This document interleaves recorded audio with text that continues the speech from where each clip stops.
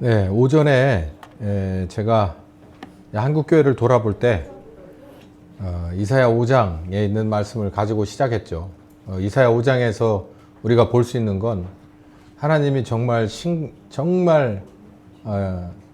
계획하고 정말 그렇게 애써서 심어놨는데, 큰 뜻과 목적을 가지고 심었는데 그 이스라엘이 뭐 하나님하고는 전혀 원하지 않는 그런 열매다, 이제 이런 거를 질책하는 내용이 거기 있는데, 그게 지금 우리하고 똑같다는 거예요. 그래서 그 근거로 첫 번째, 우리나라는 하나님이 계획하고 하나님이 심으셨다라는 얘기를 했습니다. 첫 번째는 밑거름을 외국에서 수입해다가 했고, 우리나라에서 좋은 씨를 고르고 골라서 하나님이 개량을 해서 그걸 심었고, 그리고 그 주변으로 작업하기 위해서 성령 침례를 주서 이렇게 회개하게 하는 그런 일을 하나님이 직접 하셨다. 그런데 결과가 좋지 않다, 네, 이런 얘기죠. 왜 좋지 않느냐라고 하는 거를 이제 좀 들어갑니다. 그러니까 지금부터가 재밌어요. 오늘까지는, 이제 오늘 오후까지는 이론이라서 조금 재미없을 수도 있지만, 언제나 그렇지만 제가 비유를 드는 것은 성경의 본문을 이해시키기 위해서 비유를 드는 거지, 그 비유를 가지고 제 생각을 말하기 위해서 하는 건 아니라는 거예요. 그러니까 성경을 이해하는 것이 이게 공식을 알아가는 겁니다. 저 어렸을 땐 그렇게 공부했던 것 같아요. 수학 시간에 1시간 내내 아니면 한 2시간 내내 공식에 관한 얘기만 선생님이 했어요. 제일 힘들어. 근데 그 공식 시간에 잘 알아듣는 애는 문제를 푸는 시간에 우리처럼 1번을 찍을까요? 1번을 찍을까요? 이렇게 안 해도 돼요. 걔네들은 이렇게 하나씩을 이렇게 다 점검하고 분해해서 답을 내거든요. 그래서 1번이 답이냐, 2번, 3, 4번을 찍어요. 찍는 게 아니라 답을 써내요. 근데 공식 저기 하는 시간에 다 그냥 딴장난하고 연필 돌리고 있고 연필 깎고 막 이러다가 그냥 시간을 허비하고 나면은 학년이 지날 때까지도, 아니면 그 학교를 마칠 때까지도 그 방정식이 이해가 안 가는 거예요. 이게 성경의 그 원리를 찾아내는 것을 할 때 여러분은 이게 좀 힘들어도 요걸 잘 파고 들어가야 되는데, 초등학생은 몰라도 초등학교 안 나온 중학생이 있을 수가 없잖아요. 못 따라간다는 얘기잖아요. 또 중학교까지 과정이 없는 고등학생이 있을 수 없고, 고등학교까지 과정이 없이 어떻게 멀쩡한 자연인을 데려다가 서울대학교에 입학시켜서 공부할 수 있어요? 못 하잖아요. 그것처럼 우리가 사는 데는 이렇게 층계가 있기 마련이지만 하나님의 말씀은 층계가 없어요. 이거는 검정고시고 뭐 이런 게 다 필요가 없어. 그냥 다 똑같은 레벨에서 출발해요. 이 사람의 지적인 게 어떻든 뭐든 게 아무런 의미가 없고, 하나님 앞에서는 그냥 다 제로 수준에서 출발하기 때문에 이 말씀을 잘 들어보다 보면 영으로 가르쳐 주시는 말씀이라서 모두가 다 동일선상에서 가도 인간적인 상황이 이 사람은 고졸 출신이냐 대졸이냐 뭐 대학원이냐 이런 거 의미가 없단 말이에요. 오히려 반대가 될 수도 있어요. 내가 가진 지식이, 이성이 너무 무거워서 이 말씀을 저기 하는데 너무 이 좁은 문일 수도 있고, 내가 이게 살면서 좋은 경험, 나쁜 경험이 너무 풍부해서 하나님에 관한 기본적인 그 개요가 다 설정된 사람은 말씀을 들으면 그냥 찰떡같이 믿어버리는 수도 있고, 그래서 이 말씀이 공평하다는 거예요. 자, 다시 말씀드립니다. 우리나라는 지금 하나님의 뜻대로 진행되지 않았습니다. 하나님의 뜻은 원래 있었고, 하나님의 뜻대로 처음에는 시작이 됐습니다. 외국에서 선교사가 와서 밑거름이 되어주기도 했고, 또 우리나라에서 좋은 씨앗으로 잘 길러진 하나님만의 비장의 무기가 심겨지기도 했고, 그리고 성령께서 오셔서 많은 그런 사람들을 그리스도인으로 이렇게 다시 돌아오게 하시는 아버지 이름의 침례도, 성령 침례도 주셨다. 그런데 문제가 심각해서 이런 설교가 나오기 시작하는 거예요. 왜 그러냐? 바로 이 세 번째 거가 그렇습니다.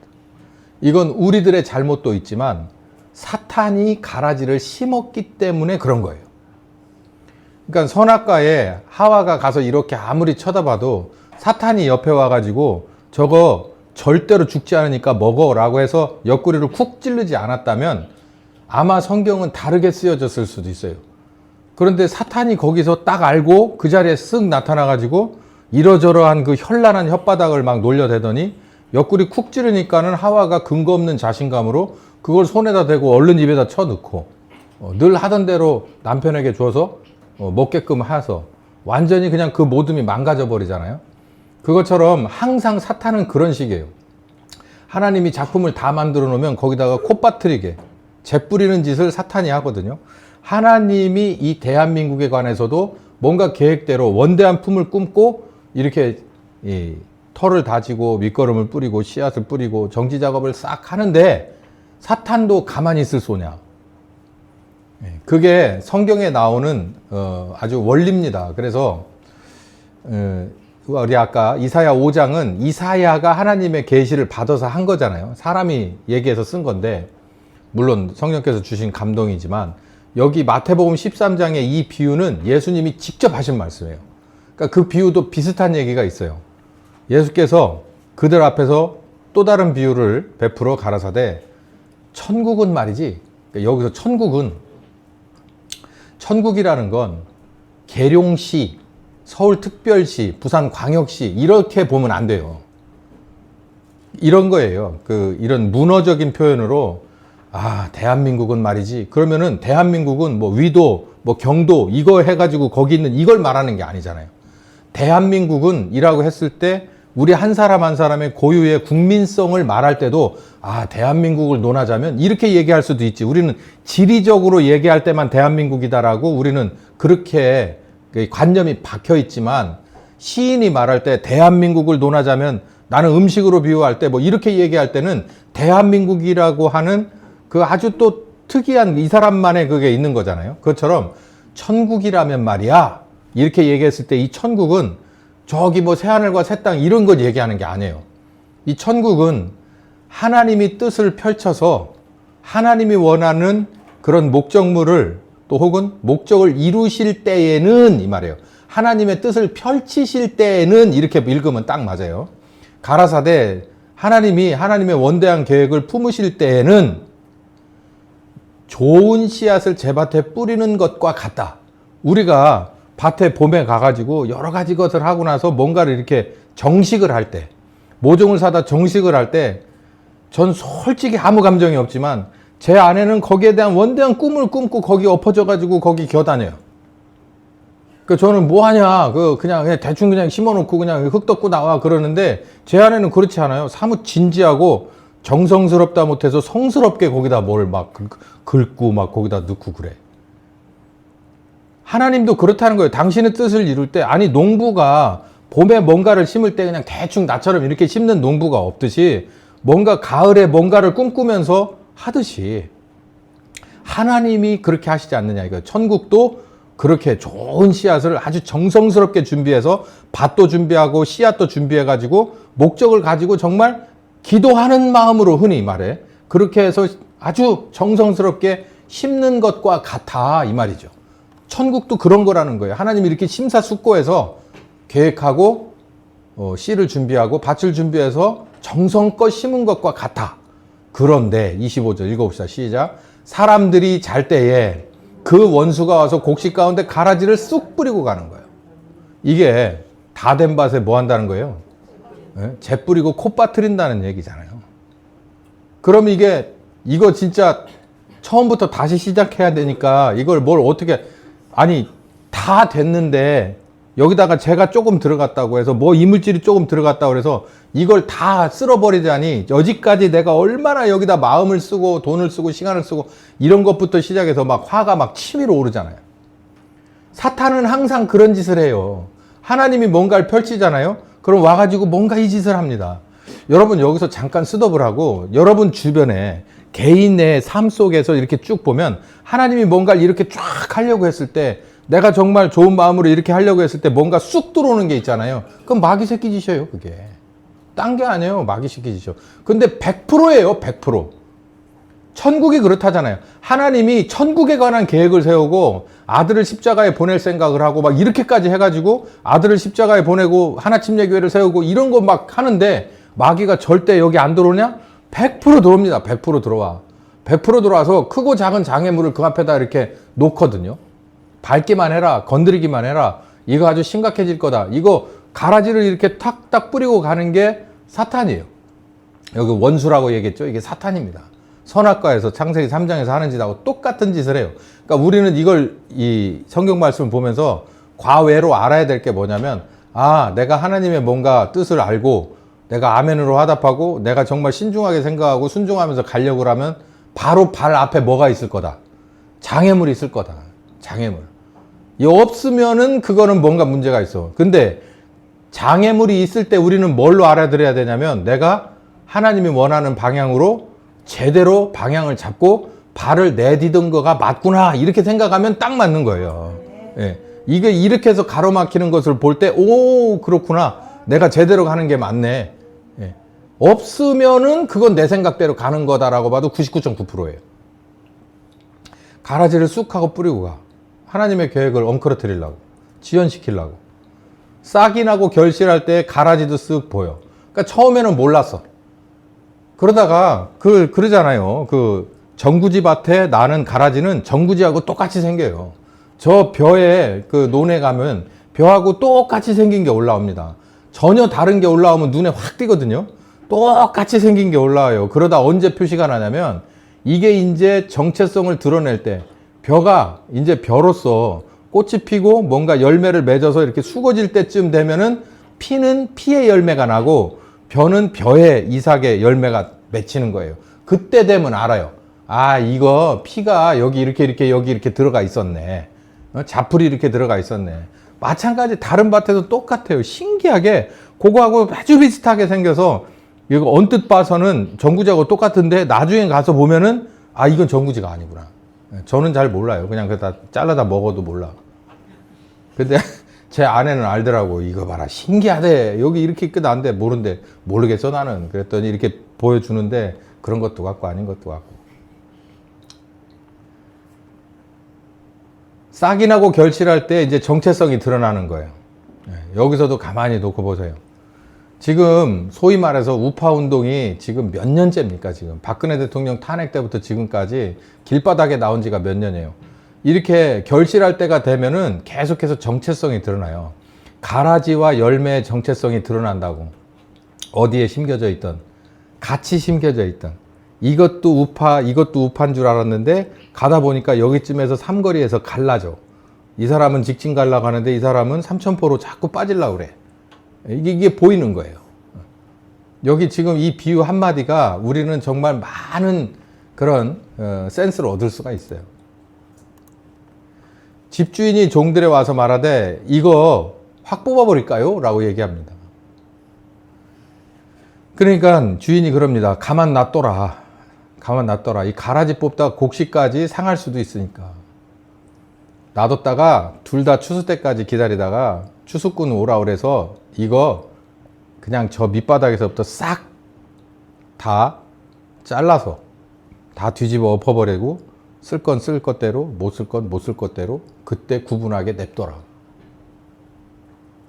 자, 그러면 여러분 이 가라지, 사탄이 들고 들어온 이 가라지는 뭘까요? 자, 아까 얘기했죠. 좋은 씨앗하고 거의 똑같아요. 한 95% 흡사해. 흡사한데 나중에 가서 결론은 열매가 확 달라져. 이게 피의 열매냐 아니면 벼의 열매냐, 벼낫이냐 피의 열매냐. 이게 딱 나오는 거죠. 이 가라지는 도대체 뭘까요? 가라지라고 하는 건 뭘 말하는 걸까요? 마태복음 6장 24절에 이런 말씀을 예수님이 하셨어요. 6장의 내용이, 6장의 한 절반의 내용이 뭐 사실상 5장, 6장, 7장까지가 다 이 한 그 방향인데요. 산상 설교잖아요. 요게 핵심입니다. 6장 24절에 한 사람이 두 주인을 섬길 수 없다. 이거예요. 그러면 한 사람이 두 주인을, 한 사람이라는 건 나거든요. 그리스도인을 말하는 거지 안 그리스도인을 말하는 거 아니에요. 그리스도인이 두 주인을 섬긴다? 이게 무슨 말일까? 라고 얘기하니까 여기 보면 하나님과 재물을 겸하여 섬길 수 없다. 그러니까 하나님을 주인 삼는 게 그리스도인인데 재물도 같이 주인 삼으면 안 된다는 거예요. 요게 핵심이에요. 그리스도인과 재물에 관한 설교를 제가 아주 시리즈로 많이 했잖아요. 결론을 말하면 그리스도인에게 재물은 불가분의 관계입니다. 이게 우리가 살면서 재물이라는 것 없이 살아갈 수 없어요. 식물이 물이 없이 살 수 있어요? 그것처럼 우리가 재물이라는 것에서부터 완벽하게 분리돼서 살 수는 없단 말이에요.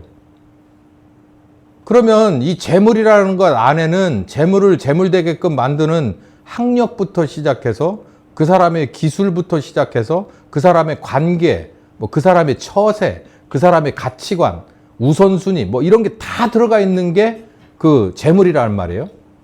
근데 우리가 이 재물을 벗어나서 살 수 있겠냐는 거죠. 절대 못 벗어납니다. 뭐 하지 않는 한. 우리가 몸을 벗어버리지 않는 이상 이 재물이라는 건 뭐하고 연결되어 있냐면 육체하고 연결이 딱 돼 있는 거기 때문에 우리가 육체를 벗어버리기 전에는 안 돼요. 이 결론은 뭐냐면 이 재물에게 우리가 함몰, 재물에게 흡수돼 버리면 안 된다는 거예요. 흡수. 이렇게 수식으로 뭐지? 이게 뭐라 그러지 선생님? 수식으로 이걸 흡수하다. 이렇게 오는 걸 뭐라 그래? A가 B를 흡수하다. 포함한다. 이거 이렇게 생긴 거. 걸쇠처럼 생긴 거 있잖아. 그 이름이 있나요? 그게? 이퀄처럼? 포함하다. 이렇게. 기억나세요? A는 B를 포함한다 할 때 이렇게 그리잖아요. 예를 들어서 B가 A를 포함한다 그러면 이런 식으로 되겠죠.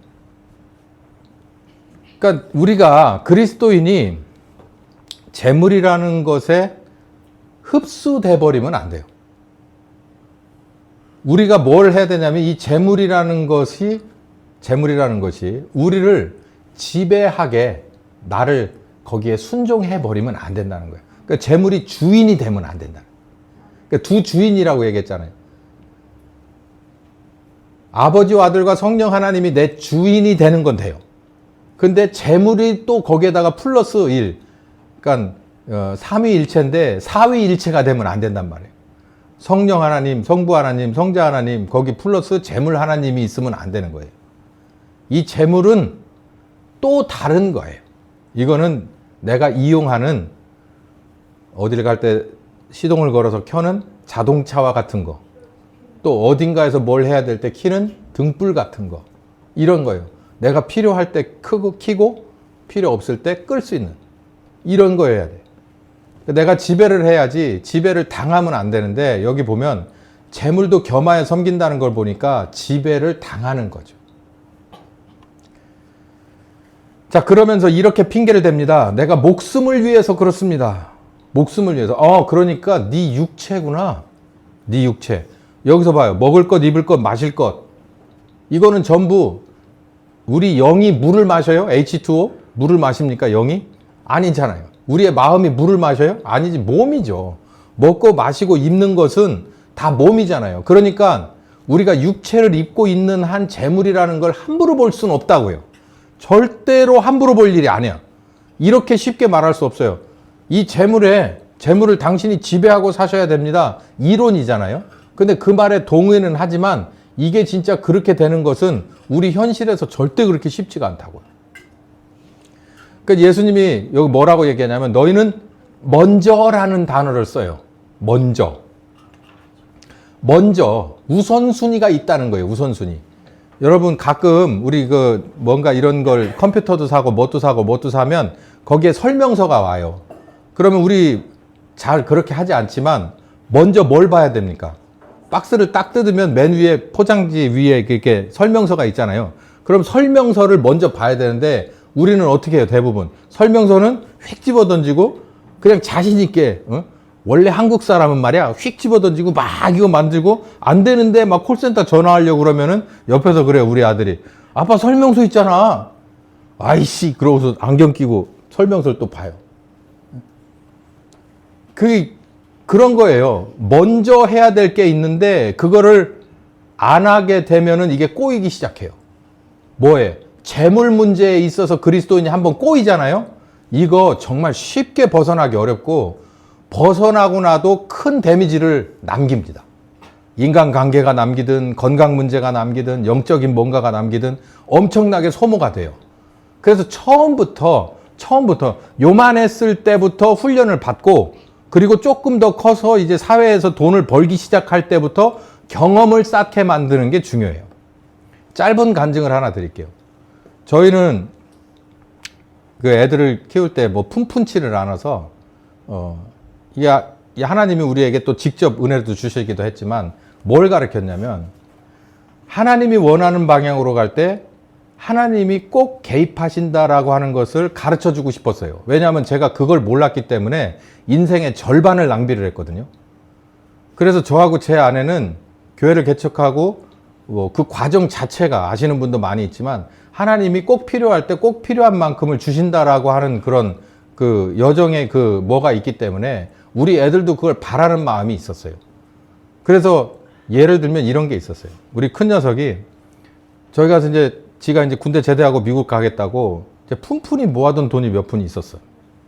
근데 우리가 저쪽 빌딩으로 이사를 갈 때 갔더니 막 이따만큼 큰 막 그 건물 한 층만 있었지, 거기에 아무것도 없었어요. 단상도 짜야 되고 뭣도 해야 되는데, 그 뭐 우리가 대충 뚜닥거려서 한다고 해도 재료비가 만만치 않잖아요. 근데 그때마다 제가 다니던 우체국에서 퇴직금을 뭐 200, 300씩 정산을 해줬어요. 그래서 그거 정산해가라고 막, 그래서 그럼 내가 해드릴게. 그러고서 이제 정산해다가 받고, 그러고 나도 모자라는 거야. 그래서 이제 제 아내가 저희 큰애를 불러다 놓고서 이제 꼬신 거예요. 예, 낚시를 걸은 거지. 태양아, 하나님이 하나님 뜻에 따라서 그래가지고 그 돈을 알겠어. 그랬더니 우리 애가 통장 틱 던져줘 버렸어. 그래가지고 얼른 꺼내다가 이제 써가지고 막 투닥투닥 하고 이제 밤새도록 일하고 막 이렇게 하고서 그랬어요. 이제 애들이 이제 군대를 제대하고 뭘 이렇게 해야 되는데 뭐 가진 게 별로 없어요. 그래서 그냥 갈 때 몇 푼 없이 그냥 보냈어. 근데 지금도 그래요. 지금도 저희가 놀라는 게 뭐냐면, 우리가 여기 이렇게 이사를 나와서 어쩔 수 없이 나와서 얘네들에게 뭔가를 꼭 도와줘야, 힘이 돼줘야 될 때 하다못해 내가 거기서 같이 일하면 생활비라도 줄여줄 수 있고 담을 얼마라도 이렇게 벌어서 뭘 할 수 있을 때 저하고 제 아내를 쑥 빼왔잖아요. 그러니까 애들만 툭 떨어졌잖아. 그러다 보니까 막 온갖 뭐 코로나 과정에서 막 그 금리 오르고 세금 오르고 하는데, 우리가 여기서 정말, 제가 딴 사람들한테 말을 안 했지만 너무 힘들 때가 있었어요. 옆에서 보기가. 그래서 개새끼들은 밥을 사줘도 얘는 냉장고가 텅 비었다는 얘기를 듣고 제 아내가 많이 울었어요. 얘가 이렇게 사는구나. 그러니까 지질구질한 얘기를 안 하는데, 냉장고를 열어보는데 없어. 엄마가 물어보니까 뭐 그냥 그래. 그런데 냉장고를 채우지를 못하더라고. 그리고 개새끼들 밥은 사다 줘. 그러니까 숨만 쉬고 사는 게 한 1년 돼요. 그러니까 저희가 참 가슴이 짠했습니다. 그래서 이제 얘도 지치고 우리도 지칠 때쯤 됐을 때 하나님이 어떻게 하셨냐면, 얘를 직장에서 직급을 올려주고 그 시간당 단가를 올려줬는데, 얘가 꼭 필요한 금액에서 200불이나 300불을 월 더 받는 정도의 수준으로 직급을 올려주고 월급을 올려주더라고. 그래서 저희가 보고서 참 깜짝 놀랐습니다. 야, 이 하나님이. 근데 이렇게 항상 해요. 얘네들 이렇게 떨어뜨려 놔도 큰 놈 작은 놈을 항상 그 정도 수준의 임계치에 다르면은, 우리도 몸이 닳고 쟤들도 마음이 다를 때쯤에서, 이 정도면 실망할 때쯤에서 하나님이 길을 여시더라고. 그놈들 길을 그렇게 열어가요. 그래서 뭐 지금도 애들에게 뭔가 난관이 있다 그러면 가슴 아프고 이렇게 마음 졸이는 건 사실이나, 그래도 우리 마음속에 뭐가 있냐면, 아, 하나님이 이렇게 하시는 하나님이구나라는 것을 알고 저희가 권면을 해요. 너희들 이렇게 될 때마다 항상 하나님 앞에 기도하고 정직하게 나아가고 내 방향이 하나님의 방향과 옳은 방향인지를 늘 고민해라. 그러면은 어느 정도 수준에서 하나님이 나서야 될 때는 반드시 나서는 하나님이니까 그 믿음 가지고 살아라. 엄마 아빠는 너희에게 줄 게 없고 이거밖에 가르쳐 줄 게 없다. 우리의 인생에서 지금까지 너희들도 어렸을 때 봐서 알고 지금도 그렇게 살듯이 하나님과 우리는 그렇게 살고 있고, 너희들도 엄마 아빠의 하나님이 너희들의 하나님이 돼서 그렇게 살아주길 바란다. 멀리 떨어져 있어도 이렇게 살아라. 여기 그렇게 알려주잖아요. 먼저 예수님이 먼저 제가 제 아들에게 알려주는 것처럼 너희는 먼저 뭘 구하기 전에 네 육체를 위해서 먹을 것과 입을 것과 마실 걸 구하기 전에 하나님의 나라와 하나님의 의를 구해라. 그러면 이 모든 것을 다 하시는 하나님께서 네 육체에 필요한 것도 줄 거다라는 거예요. 이게 얼마나 자상한 말씀이에요. 이게 진리잖아요. 이게 제가 제 아들에게 알려주는 거하고 정말 그보다도 더 뜨거운 중심 가지고 알려주시는 말씀이에요, 이게. 그러니까 당장에 목말라요. 그래서 이스라엘처럼 물 내놔요. 당장 내가 고기 먹고 싶어요. 그래가지고 막 이스라엘처럼 고기 줘요. 그 탄수화물 만나 줘요. 이렇게 하지 말고 하나님의 나라와 하나님의 의를 구해라. 그러면 하나님이 니네들 탄수화물이 부족한 줄 알고 단백질이 부족한 줄 알고 물이 부족한 줄 아는 하나님이야. 그러니까 너희들을 죽이려고 광야로 끌어내는 하나님이 아니듯이 너희가 먼저 구해야 될 것을 똑바로 구한다면 너희의 육체에 필요한 이런 자질구레한 것들 하나님이 다 보급해 줄 거다라는 거예요. 예, 보급. 오죽하면 도저히 어떻게 할 수 없는 상황에서는 매출하게 비가 내리잖아요. 만나의 안개가 쫙 깔려가지고 도저히 어떻게 해서 공급해 줄 방법이 없을 땐 하늘에서 매출하게 비도 내리고 그리고 반석 같은 데에서 무슨 물이 나와요. 거기서 그냥 물이 막 솟구치잖아요. 그렇게도 하시는 하나님이 그러니까 일할 수 있게끔 하고 직장을 주고 거기서 조금씩 단가를 올려주고 직급도 올려주고 그리고 인정받게 하고 그러면서 여러 가지 것이 만족해서 하나님의 뜻을 이루어가고 그 당사자에게는 믿음을 가르쳐주고 네. 이게 하나님의 선이더라고요. 여기 그렇게 얘기하잖아요. 네 육체에 있는 거 안다. 네 육체가 배고픈 고통을 알고 네 육체가 입지 못하는 고통을 알고 다 아는데 먼저 이걸 구해야 된다. 하나님 앞에. 이게 공식이라는 거예요. 내가 뭔가 육체적인 필요가 있을 때 우리는 먼저 그의 나라와 그의 의를 구하는 것이 순서라는 거예요. 어떤 거지가 가서 그렇게 뭐 인사도 안 하고 막 두드리고 나서 거지꼴로 가가지고서 그 주인이 똑 하고 나왔는데 밥 주쇼 이러는 거지가 어디 있는 거예요. 그러면 안 되잖아요. 죄송합니다. 밤늦게 이렇게 두드려 죄송합니다. 저 그동안 안녕하셨는지요? 건강하시지요? 집에 무슨 문제라도 없으시죠? 이게 순서 아니겠습니까? 그냥 배고프니까 깡패 여보요. 공상당이요? 그거 아니잖아요. 하나님 앞에도 나가는 방법이 있다는 거예요. 모든 것을 다 보고 있고 알고 계시는 하나님이니까 그 앞에 나가서 그냥 나 먹을 게 필요하거든요. 이렇게 얘기하기 전에 먹을 게 필요하더라도 나가서 하나님의 나라와 하나님의 뜻을 구해라는 거예요. 그걸 구하는 게 순서와 방법이고 하나님의 의로운 오른손을 움직이는 그런 공식이라는 거죠. 여기 두 주인 섬기지 말고 하나님만 섬기면서 하나님이 재물의 하나님도 되신다는 것을 너희들은 알아야 되는데 이 하나님을 그리고 또 재물을 동등하게 섬기지 말고 오히려 한 재물신을 더 위에다 두지 말고 하나님 안에 재물도 매여 있으니 하나님에게 나갈 때 먼저 그의 나라 우선순위를 알려주는 겁니다. 우선순위를. 그리고 나서 염려는 하지 마라. 염려는. 믿음의 문제죠. 믿음의 문제. 이 믿음은 경험도 좀 있어야 돼요. 체험이 있어야 되는데 저희도 이 체험이 뭐 한두 번 있을 때 몰라요. 그러다 뭐 세 번 들어간 게 눈치 빠른 사람은 한 번만 딱 체험해도 아 말씀이 이거구나. 그 다음부터는 쉽게 가는데 저처럼 굉장히 둔감한 사람은 세 번, 네 번 있고 지금도 무슨 문제가 있으면 일단 마음의 심장부터 빨라지고 막 이러잖아요. 믿음 가지라는 거예요. 염려는 하지 마라. 염려는 하지 마라. 그러면은 내가 염려한다는 건 하나님을 믿지 못한다는 얘기잖아요. 불신이에요. 불신은 죄거든요. 그러니까 내가 이렇게 먼저 그의 나라와 그의 를 가지고 하나님 앞에 나갔으면 믿어야 된다는 거예요. 염려하면 안 된다는 거예요. 믿음을 의로 여긴다는 거죠. 예. 그러면서 예수님이 이렇게 설명합니다. 공중 나는 새 봐라. 그리고 또 이 길가의 잡초 같은 그 들꽃들을 봐라. 다 하나님 아버지가 기르지 않냐. 기르지 않냐.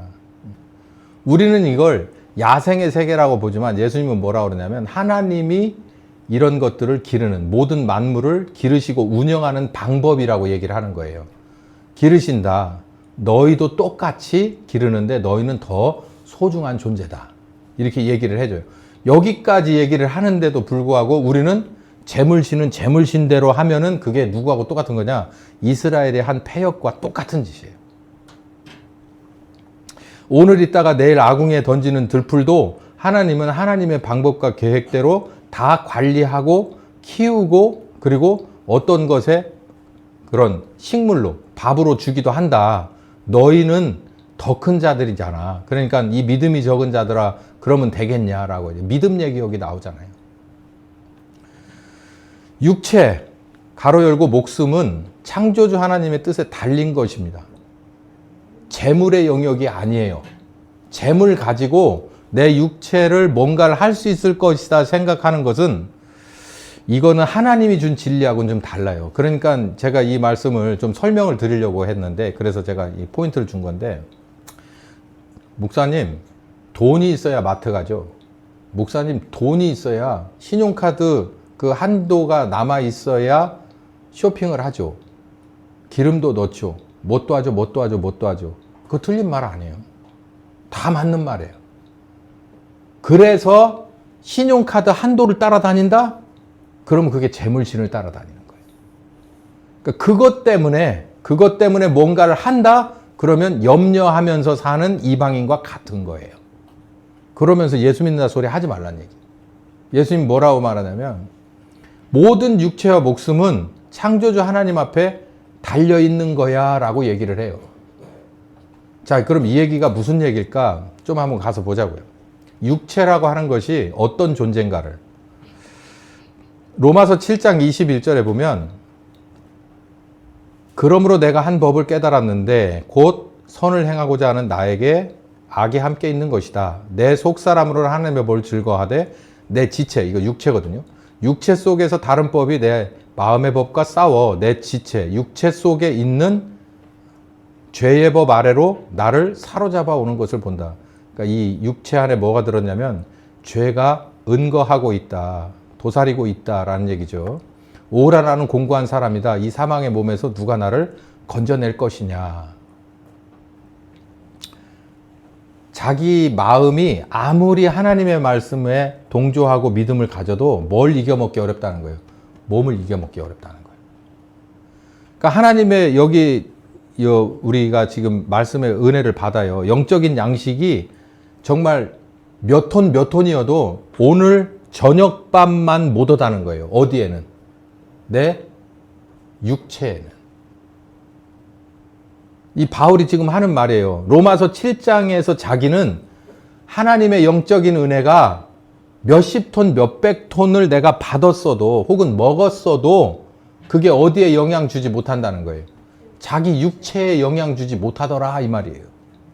그러니까 이게 지금 이게 바울이 이 정도인데 그럼 우리 정도는 말할 필요 없이 다 똑같은 거예요. 다. 여기서 은혜를 받고 아멘 아멘 하고 가도 밖에 나가서 세상 사람들과 똑같이 가는 것은 왜 그러냐면 요 바울의 이 말이 있는 거예요. 이게 어디에 영향을 주지 못하냐면 육체에 영향을 주지 못하더라는 거예요. 그러니까 영적인 것만 교회 와서 얻어먹고 육체적으로 얻어먹는 건 밖에 가서 세상 사람들과 똑같이 사는 거예요. 그게 우리들의 습관이 아니라 아예 그게 정체가 돼버렸어. 그러다 보니까 만몬신이 쓱 끼어드는 거예요. 정말 이 구약과 똑같은 거예요. 지금도 똑같아. 우리들의 마음속에 아버지와 아들과 성령 하나님만 딱 단독으로 있느냐 아니면 여기에 재물신 들어와 있느냐는 거예요. 재물에 관한 염려가 있냐는 거예요. 그게 다 육체에 관한 염려거든요. 이거 쉽게 해결하지 못하겠더라라고 하는 게 바울의 고백이에요. 그런데 바울은 로마서 8장에서 성령님을 말했고요. 여기 제가 이제 오늘은 마태복음 4장에 예수님이 이긴 것을 사탄을 이긴 것을 제가 여기 발췌를 했는데 40일 금식하고 성령에게 이끌리어 마귀에게 시험을 받으러 가요. 봐요, 이게 마귀가 예수님을 코 끼워 가지고 끌고 간 게 아니에요. 누가 보내준 거예요? 성령께서 마귀에게 갔다가 던져준 거예요. 뭐 하라고? 시험을 치라고. 그러니까 우리는 항상 성령님 같이 있고 그리고 사탄 앞에서 시험을 받습니다. 그러니까 성령님께서 가르쳐 주는 건 가르쳐 주는 거고 이게 현실에서 얘한테 정말 제대로 배운 게 맞는가라고 하는 것은 누구에게 시험을 받게 돼 있어요? 세상에서 사탄에게 시험을 받게 돼 있어요. 성령님이 테스트하는 게 아니에요. 나 가르쳐 주신 담임 선생님이 시험 문제를 내는 이런 거 아니라고.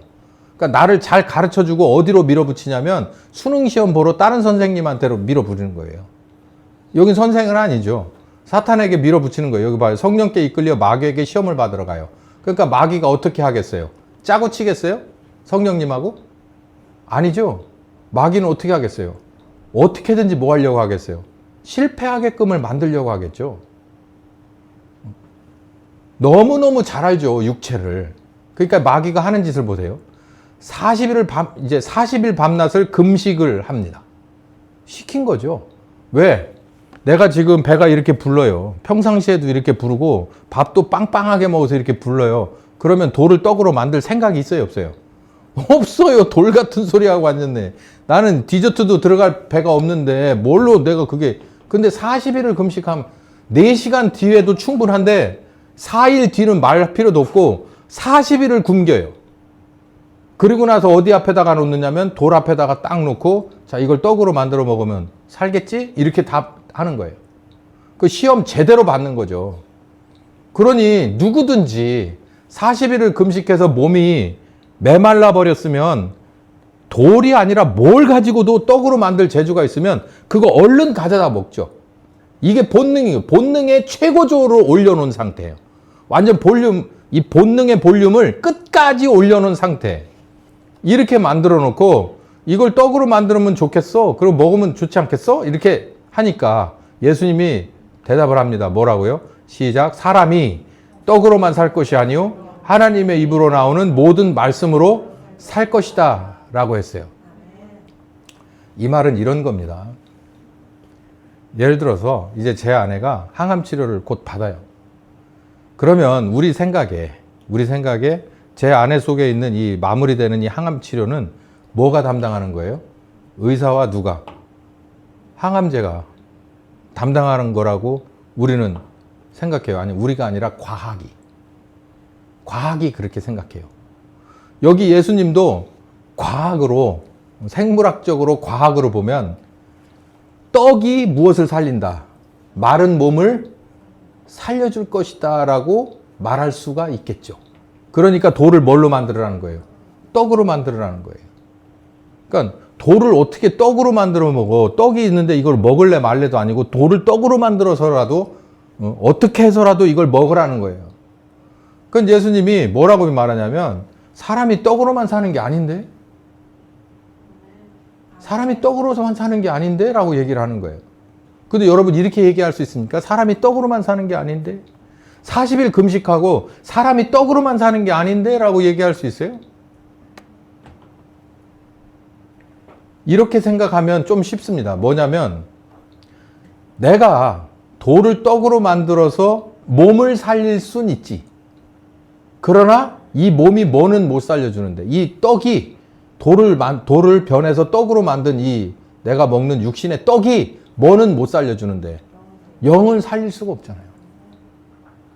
이런 상황이 우리에게 올 수 있어요. 교회 가서 신앙생활은 잘하고 목사님한테 성경 공부는 잘 듣고 기도도 열심히 하고 세상에 나와서 사는 건 떡을 위해서 사는 거니까 돈 벌려고 하는 거니까 이렇게 하고 저렇게 하고 해서 돈 좀 뭉떡 벌어다가 그 가난한 교회 헌금도 하고 목사님 차도 바꿔주고 이렇게 하지 그래. 이거하고 똑같은 말이에요. 근데 뭐라 그러냐면 내가 세상에 나가서 어떤 식으로든 합법이든 불합법이든 내가 이걸 가져다가 막 긁어다가 뭐는 살릴 수 없는 거예요. 교회가 살릴 수 있어요? 교회는 돈으로 사는 게 아니거든요. 여러분도 교회라고 했잖아요. 여러분의 육체는 혹시 돈으로 어떻게 될지 모르지만 뭐는요? 여러분의 마음과 여러분의 영은 돈으로 해결되는 게 아닙니다. 예수님은 그걸 안 거예요. 근데 우선순위를 안 거예요. 뭐를? 나는 뭐가 우선이다? 하나님의 입에서 나오는 말씀을 먹는 바로 그 굶주림이 먼저 해결돼야 된다라는 거예요. 그러니까 육체를 뭘 하기 위해서 하나님이 원하지 않는 말씀의 세계 바깥에서 하는 걸 나는 인정할 수 없다라는 거예요. 뭐 하더라도 나는 41일 금식을 하더라도 40일이 넘는 금식을 하게 되더라도 나는 이 불법을 나는 용인할 수 없다라는 거예요. 이게 예수님이 뭐를 이기는 방법이라고 그랬다고요? 육체를 이기는 방법이에요. 죽기를 불사하고 내가 예수님 따라가겠습니다 라고 하면은 쉬운 방법이 하나 있어요. 세상에 나가서 가난해져도 따라가겠습니까? 세상에 나가서 정말 내가 정말 땅바닥에 처박히는 상황이 돼도 따라갈 수 있습니까? 라는 거예요. 40일 금식해도 따라갈 수 있겠습니까? 라는 거죠. 그러니까 육체가 정말 말이 아니게 누더기가 돼도 따라갈 수 있겠습니까? 라는 거죠. 반대로 하나님에 비해서 나오는 말씀은 히브리서 2장에 뭐라고 되어 있죠? 여기 4장에 읽어봅시다. 시작. 하나님의 말씀은 살았고 운동력이 있어 좌우에 날선 어떤 것보다도 예리하여 혼과 영과 관절과 골수를 찔러 쪼개기까지 하며 또 마음의 생각과 뜻도 감찰하나니 지으신 것이 하나도 그 앞에 나타나지 않음이 없고 오직 만물이 우리를 상관하시는 자의 눈앞에 벌거벗은 것 같이 드러나게 된다라는 거예요. 하나님의 말씀은 우리의 잘못된 곳을 고치는 하나님입니다. 고치는 하나님. 그러니까 고치는 건 죽이려고 작정하는 건가요? 죽이려고 작정하면 그냥 놔두면 돼요. 그냥 놔두면 죽는다고, 놔두면. 근데 거기에 뭔가 이렇게 CT도 찍고 MRI도 찍고 하는 것은 뭐 하겠다는 거예요? 살리겠다는 거잖아요. 그러니까 하나님이 말씀을 가지고 그 사람은 일단 살펴봅니다. 심령과 관절과 골수를 다 찔러서 쪼개기까지 하고 쭉 스캔을 떠서 MRI보다 더 확실한 스캔을 떠서 쫙 보는 거예요. 그러면 모든 것이 거기에 다 드러난다는 거예요. 그러면 이게 죽이려고 하는 거예요? 살리려고 하는 거예요? 살리려고 하는 작업이잖아요, 이게. 그런데 우리는 뭐만 본다는 거예요? 내 뱃속이 비었으니까 공복이니까 뭘 해야 된다는 거예요? 먹기만 하면 된다고 하는 거예요. 이게 항암제로만 된다고 생각해. 그렇지 않다니까요. 그렇지 않아요. 혹시 그 항암제가 우리가 나오는 수식대로 우리 몸에서 반응을 한다 칩시다. 그래서 생명이 얼마간 연장이 됐어요. 그래봐야 뭐 얼마 되겠습니까? 많은 연장이 됐습니다. 그런데 뭐 문제가 해결 안 되면 소용없어요. 우리의 영과 우리의 마음 문제가 해결이 안 되면 그거는 항암제로 되는 게 아니잖아요. 항암제로 여러분의 마음을 고칠 수 있습니까? 항암제로 여러분의 영의 문제를 고칠 수가 있어요? 안 되잖아요. 반대로 하나님의 말씀은 우리의 어디서부터 여기 보니까 혼과 영과 및 관절과 골수, 이거는 영과 마음과 몸의 전체를 말하는 거예요. 전체를 다 감찰하여 보고 전체에 다 영향을 준다 이 말입니다. 이게 하나님의 말씀이라는 거죠. 이 하나님의 말씀으로 사는 방식이 있는데 너는 뭔만 얘기하느냐? 내 육체의 떡만 얘기하느냐는 거예요. 그거 아니라는 거예요. 원칙을 가지고 나오는 거예요. 원칙을. 예수님이 뭐라 그래요? 사탄이 와서 배고프면 떡 먹어야지 뭔 소리야. 교회 빚이 얼마면은 그거 갚으려면 돈을 벌어와야지 무슨 소리야. 맞는 말이에요. 우리가 볼 때 틀린 말이 하나도 없어. 근데 예수님은 뜬금없이 무슨 얘기를 하냐면은 하나님의 말씀으로 사는 방법이 있어 라고 얘기해요. 왜 그러냐면 아까도 말씀드렸듯이 누구 손에 달린 거예요. 이게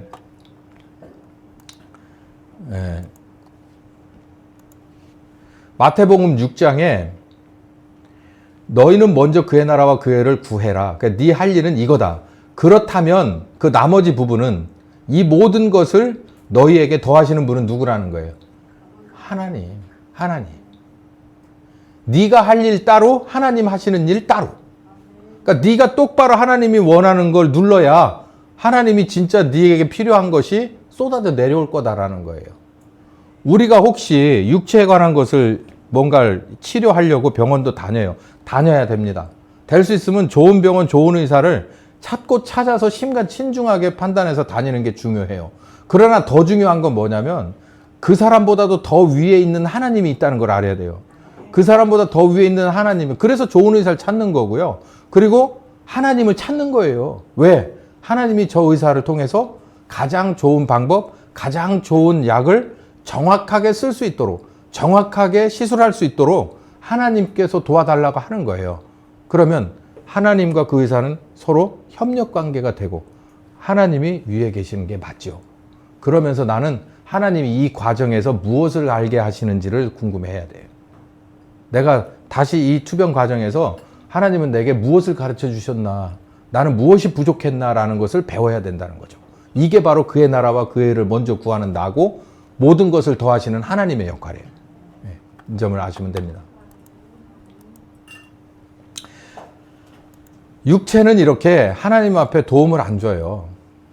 육체는 쳐서 복종시킬 대상이지 합의를 보거나 이렇게 구슬려서 되는 문제가 아닙니다. 두 번째는 거룩한 성에서 뛰어내려 봐라 라고 얘기를 해요. 이에 마귀가 예수님을 거룩한 성으로 데려가서 꼭대기에서 뛰어내려 봐라 라고 얘기해요. 이 뛰어내려 버리라는 것은 어디냐면 신광야에서 먹을 것이 없다고 원망하고 만나하고 메추라기를 받아 먹던 그거에 연결이 되고요. 르비딤에서 물이 없다고 원망을 해서 반석에서 이렇게 물이 솟아나오는 걸 받아 마시던 요때하고 연결이 돼요. 이게 바로 시험하는 거거든요. 이건 무슨 얘기냐면 사탄의 유혹은 뭐냐? 항상 하나님을 의심하고 원망하게 만듭니다.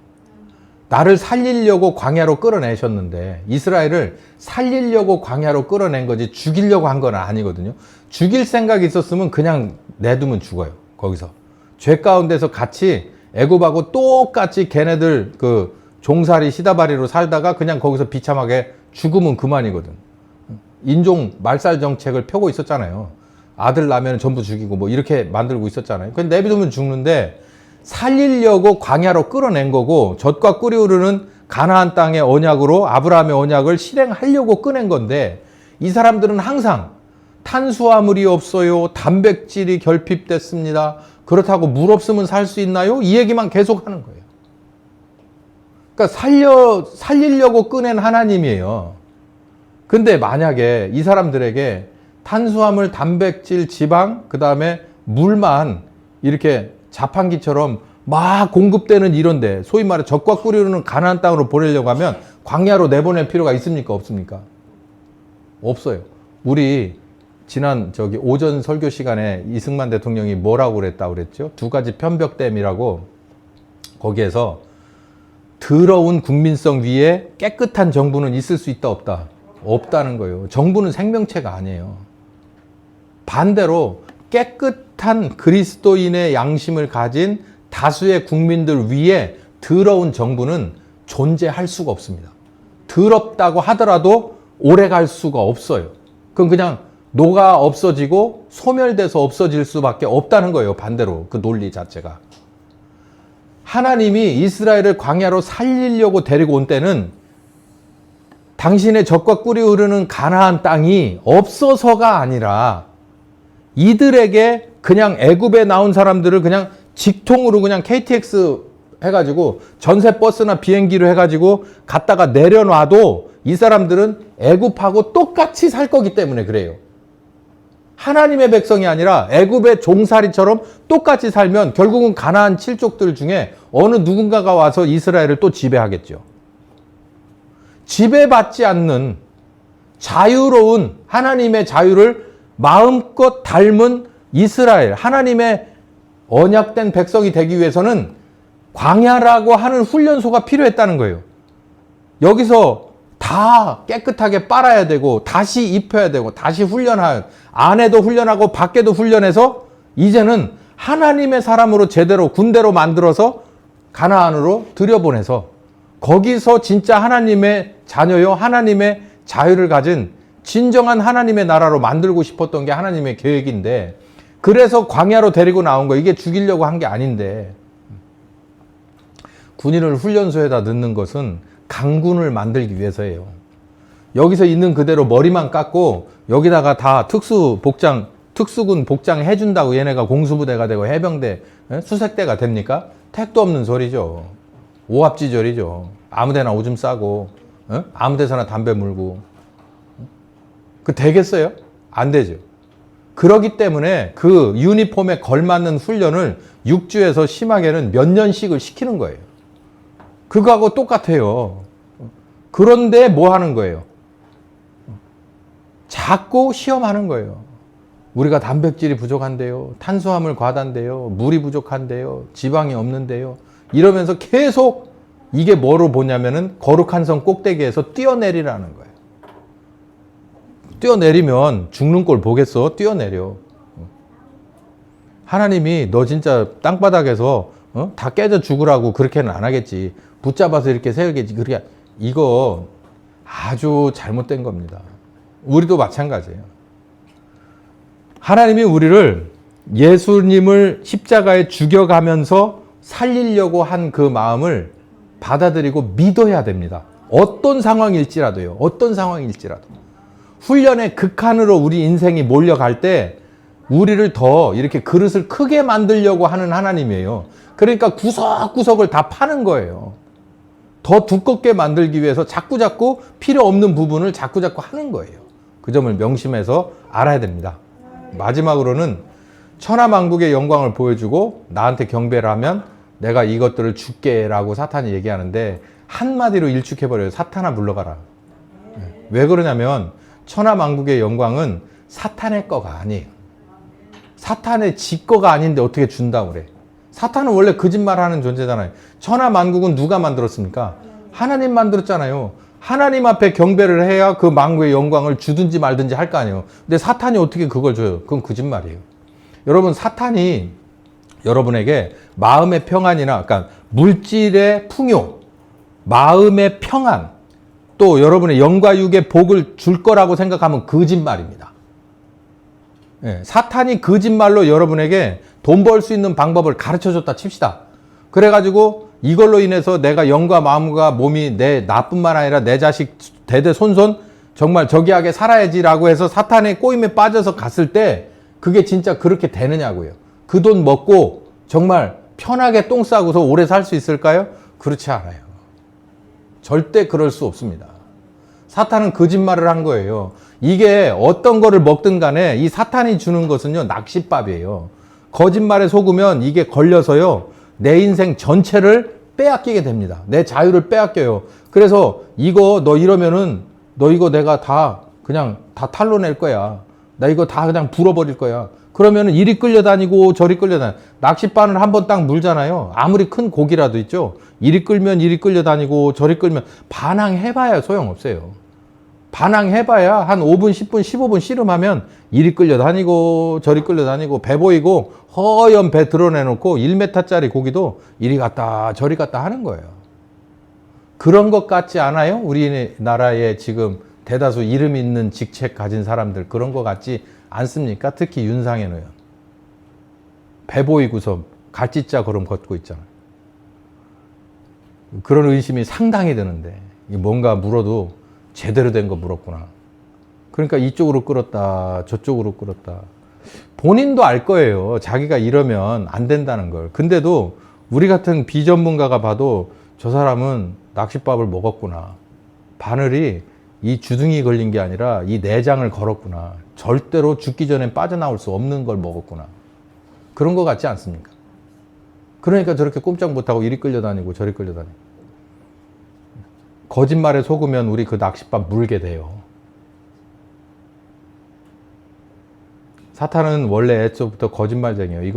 이거 쫓아내는 방법은 그냥 축사하는 방법밖에 없어요. 사탄아 물러가라. 이렇게 하는 방법밖에 없어요. 자, 이제 오늘 오후 설교는 이제 여기까지인데요. 자, 이제 이론을 이제 우리가 다 공부를 했으니까 이 공식을 한번 정리를 해봐요. 가라지는 어디를 근거로 파고 들어온다고 그랬죠? 우리의 뭐요? 어디? 육체를 타고 들어와요. 육체라고 하는 것이 두 주인의, 그러니까 이 가라지, 재물이라고 하는 것이 파고 들어올 수 있는 경로입니다. 이게. 돈이라고 하는 게 마음에 영향을 줄 수 없고요. 영의 영향은 더더군다나 줄 수 없어요. 어디에 영향을 주냐면 육체에 영향을 줘요. 그러면 쉽게 알면 돼요. 뭐라고 속삭이면서 들어오냐면 이걸 먹어야, 이 재물신을 섬겨야, 이 재물신을 쫓아다녀야 누가 산다? 네 육체가 산다. 근데 성경은 뭐라고 돼 있다고 했죠? 성경 예수님이 뭐라고 그랬어요? 하나님의 말씀으로. 하나님의 말씀으로 산다. 그러니까 하나님의 말씀이 성경에 나오는 이런 글자를 얘기하는 게 아니라 하나님의 말씀이라는 것은 살았고 운동력이 있어서 우리를 죄로부터 구원하기 위해서 영부터 우리의 육체까지 모두를 새롭게 바꾸시는 바로 그걸 말씀이라고 하는 거예요. 그 과정에서 혹시 너 육체의 질병이 이 걸림돌이 될까 하면은 골수를 쪼개서라도 해결한다는 거예요. 뭐가요? 하나님의 말씀이. 네 육체 때문에 네가 이러구나. 그러면 어느 정도 임계치에 이르면은 골수를 쪼개서 하나님이 수선을 해놓는다는 거예요. 항암제가 하는 게 아니에요.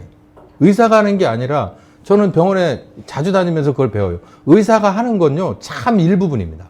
나머지는 그들이 말은 안 하지만 하나님 앞에 맡기는 거예요. 뭐를 해놓고, 약을 처방해놓고, 뭔가를 해놓고, 나머지 후유증 없이, 재발 없이 저기 하는 건 하나님 앞에 맡기는. 제 의사들은 그런 얘기 하는 사람이 아무도 없죠. 여러분 중에서 의사가 되면 그렇게 얘기하세요. 이제 내가 할 일은 끝났고 하나님 앞에 맡깁니다. 왜 못합니까? 듣기 싫어하는 환자가 있어요? 사실인데. 얘들아, 니네가 의사가 되면 가서 그렇게 얘기해. 알았어? 수술해주고 와서 처음에 만나거든. 제가 할 건 다 했습니다. 나머지는 누구 앞에 맡긴 겁니다. 하나님 앞에 맡긴 겁니다. 기도하시고 그 하나님하고 같이 회복하십시오. 저도 옆에서 돕겠습니다. 이렇게 얘기하라고, 정직하게. 이게 정직한 거야. 근데 요즘 의사들은 그런 얘기를 안 해. 나 그런 의사를 한 번도 못 봤어. 그게 정직한 거예요. 그게 자기가 멍청하다고 자기를 낮추는 게 아니잖아요. 하나님을 높이고 우리 같은 사람이 그 얘기를 들으면 그 의사 신뢰합니다. 왜? 정직하잖아요. 여기까지가 자기가 할 수 있는 거고 여기서부터는 하나님의 영역이라는 걸 얘기하는 거예요. 이렇게 원칙이 이런데 육체를 가지고 사탄이 와가지고 온갖 것으로 막 이렇게 꼬고 저렇게 꼬고 해가지고 결국은 어디? 성부, 성자, 성령 하나님 옆에다가 뭐 또 끼워 넣게 하냐면 재물신도 끼워 넣게 하는데 예수님이 그것도 알고 뭐라고 그러냐면 그거 빼라. 그거 빼고 모든 것 아시는 하나님만 꼭 붙들어. 그게 니네가 살 길이다. 이걸 지금 말씀해 주시고 있는데 이게 이제 다음 주 설교에는 무슨 얘기가 냐면 이 중요한 이 공식이 어디에도 적용됐어야 하냐면 하나님이 심으신 그 농장인 이 한반도 농장에도 그게 적용이 됐어야 된단 말이에요. 그 아주 정말 지엄하신 말씀이 그대로 우리들의 이정표가 돼가지고 우리들의 목적지가 되고 우리들의 뭐 이 목회의 그 철학이 되고 이게 그랬어야 되는데 이 가라지라고 하는 것이 깊이 바뀌어서 요게 이제 싹이 나기 시작해서 점점 가로막기 시작하는 대로 가요. 이제 그 이야기를 좀 이제 구체적으로 들어가 볼까 합니다. 기도하겠습니다. 하나님의 뜻대로 됐으면 이렇게 짧지 않은 기간 동안에 하나님이 원하는 열매들이 참 많이 나왔을 텐데 이걸 그대로 놓고 보는 사탄이 아니라서 온갖 것들로 가로막았는데 그 중에서 우리들의 육체를 썼다고 지금 성경은 우리들에게 말해주고 있습니다. 지금 우리들은 육체를 입고 있습니다. 육체 입고 오늘도 이 자리에 와서 입으로 찬양하고 우리가 애찬을 나누고 또 설교를 하고 귀로 듣고 있습니다. 주여 아버지, 이 귀한 말씀이 우리에게 올바로 된 순서를 가르쳐 주시는 말씀이오니 우리들도 이 말씀 따라서 버릴 건 버리고 쫓아낼 건 쫓아내고 거절할 건 거절하고 의지할 건 의지해서 제대로 된 하나님의 자녀들이 다 되게 하여 주시옵소서. 예수님의 이름으로 기도했습니다. 아멘.